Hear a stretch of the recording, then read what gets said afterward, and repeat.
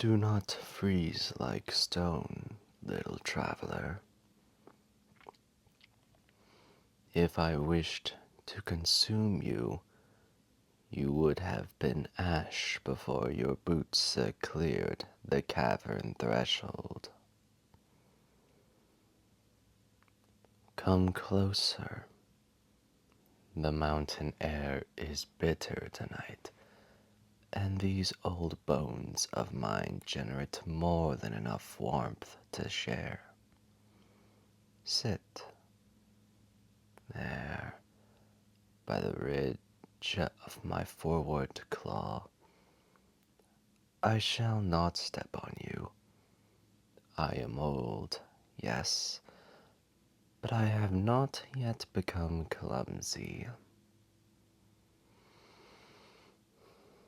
Look at you, shivering.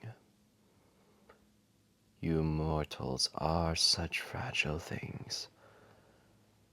Soft skin, brittle bones, a heartbeat that flutters like a trapped sparrow. It amazes me how something so small can carry such a heavy weight of worry. I can hear it in your breath, you know. It is shallow, hurried. You are running from something, aren't you? Or perhaps running towards something you fear you cannot reach.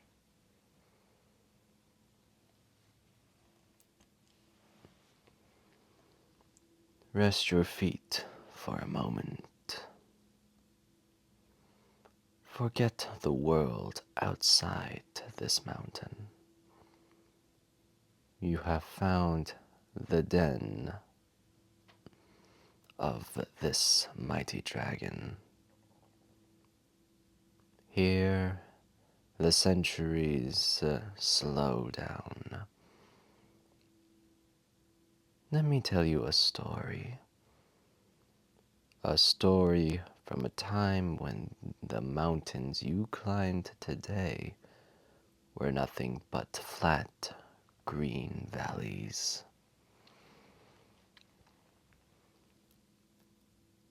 Once upon a time, thousands of winters ago, when my wings could still block out the midway sun without aching, I was not peaceful.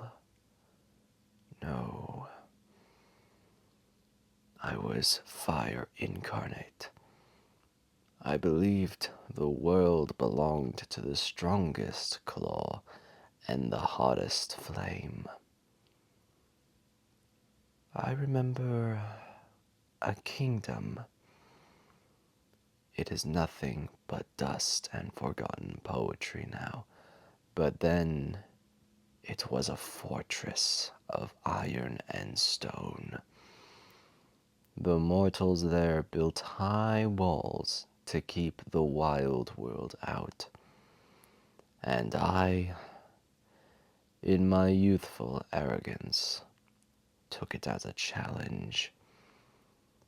I flew over their walls. I breathed a fire so hot it melted the very iron they trusted to protect them. I watched their grand towers crumble into rivers of liquid lava. I thought it was victory. I perched atop the highest ruin, roared into the smoke, and expected to feel whole. But do you know what settled over the valley instead? Silence. A cold, heavy, suffocating silence. No birds sang, no wind blew through the trees, for there was no trees. was only ash of what had been, and the hollow echo of my own voice. I sat on that ash for 3 decades, traveler. I did not fly, nor did I hunt. I simply watched the rain try to wash away the scars I had carved into the earth. It was then I realized a truth that many of your kings have died without ever learning. It takes absolutely no skill to destroy. A storm can destroy. An earthquake can destroy. A foolish, angry dragon can destroy. But to build, to nurture, to make something grow where there was nothing, that is where true power lies. In the 31st year after the fire, something extraordinary happened. Right there in the center of the molten iron courtyard, a tiny green shoot cracked through the black stone. A single blade of grass. I remember leaning my massive head down, so close my nostrils almost touched it. A single breath from me would have withered it into nothing. But instead, I shielded it. When the harsh northern winds blew, I curled my wing around it. When the summer sun parched the earth, I wept a single tear to water its roots.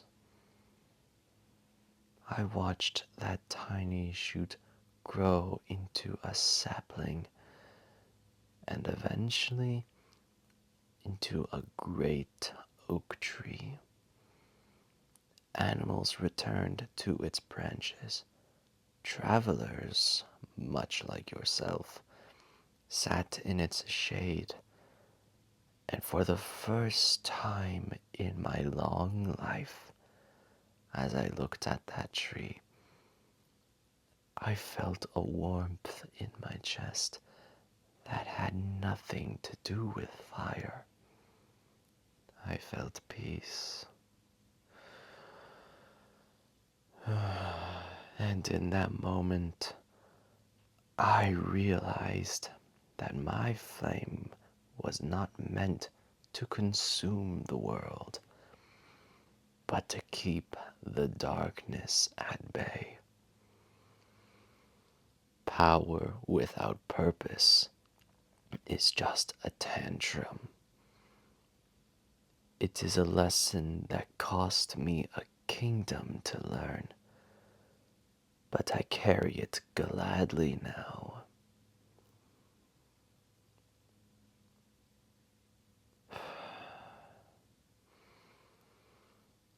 I see the spark of understanding in your eyes, little sparrow.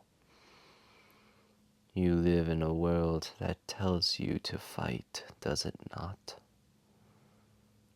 It tells you to sharpen your claws, to conquer your enemies, to burn bright and fast so that no one can stop you. Your kind spends so much time trying to prove how strong you are. But true strength, dear traveler, true dragon strength is gentle. It is the ability to hold a fragile thing in your hand and not crush it.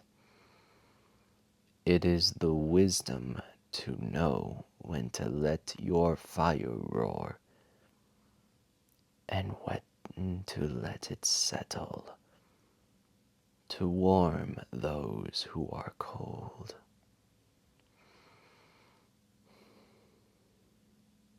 Why do you look so surprised? Did you think dragons knew nothing but greed and gold? Ah, the stories your poets tell. They think we collect gold because we love the shine. What foolishness. Gold is soft. It conforms the shape of my body when I sleep. It makes a terribly comfortable bed for an old dragon's joints, and nothing more. The real treasures, the things we dragons truly guard, are the memories of the world before it forgot how to breathe.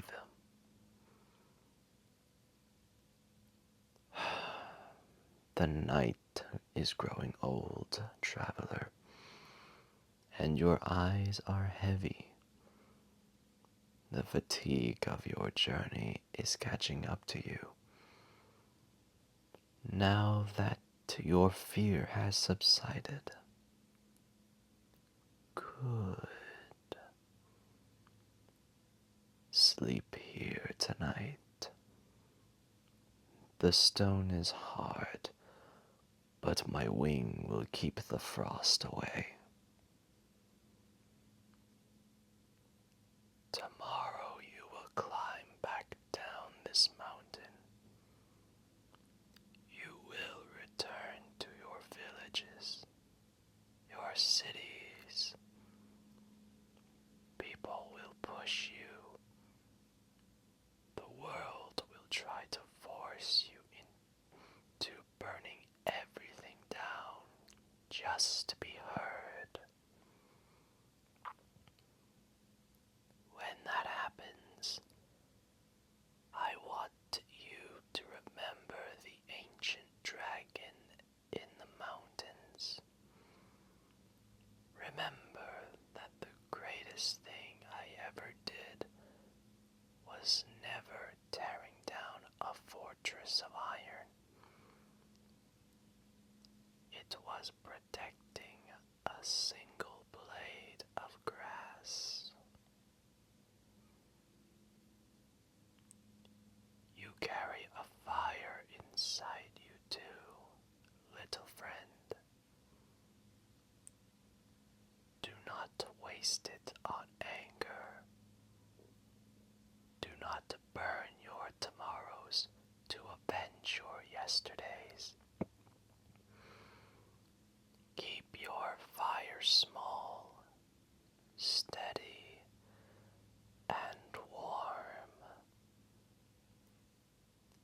Use it to light the way for others who are lost in the dark.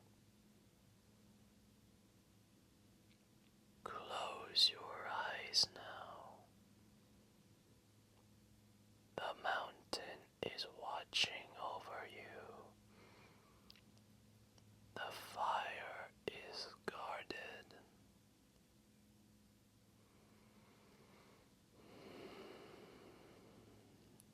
Let go of the weight you carried up the path. It has no place